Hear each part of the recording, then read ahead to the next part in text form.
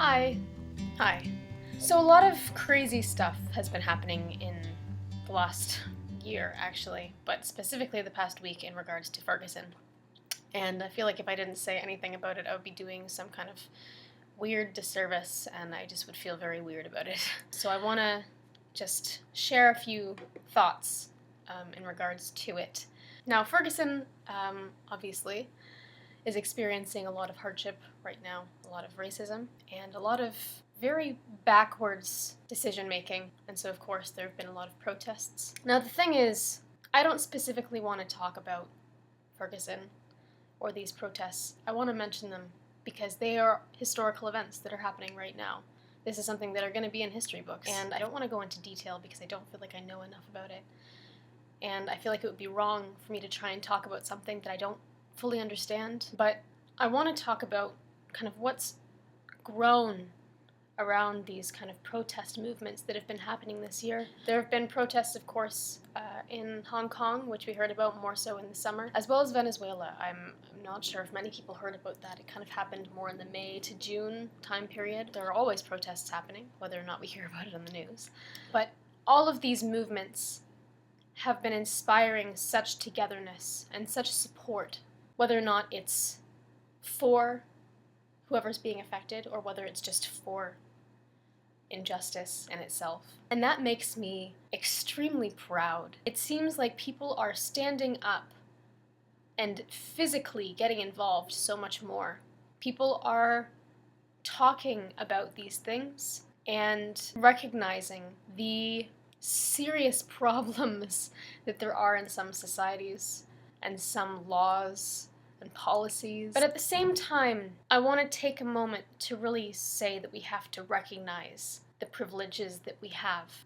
We need to recognize really the importance or political implications of the power that comes with your heritage, your ethnicities, and your class. These events have given us such an opportunity to really look at ourselves and look at what we've been given and look at the struggles of other people and really check our privilege. I cannot stress the importance of knowing what's happening in the news, really understanding it, and not just hearing about these things, but thinking of the implications, thinking about how these things are affecting people, why they're affecting people, to really put it in context and think, hey, these are things that people are facing because they have this added level of difficulty in their lives that I don't experience because I have this way of living and I have this background and my parents are this wealthy or unwealthy or I live in this area.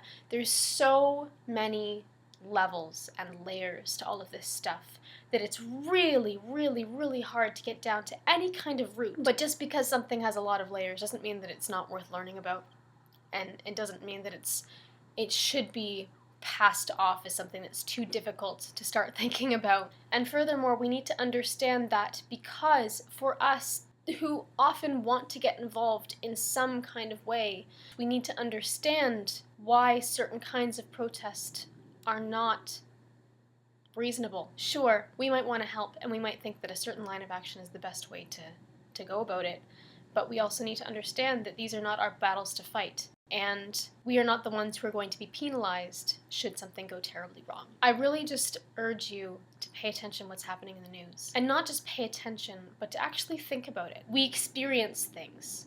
That's how we feel about them. We experience them, and that's when they really hit us. And so it makes it so much more important to try and to put it in a context where that could be you. And that's not easy to do.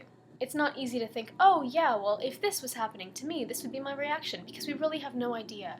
And we can't until something like that happens to us. We are very selfish in that regard.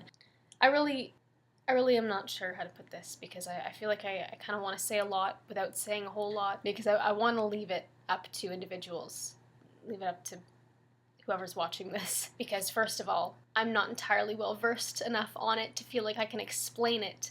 And second, because it's something that each person should individually go and look up and understand entirely. We are living in such an incredible time.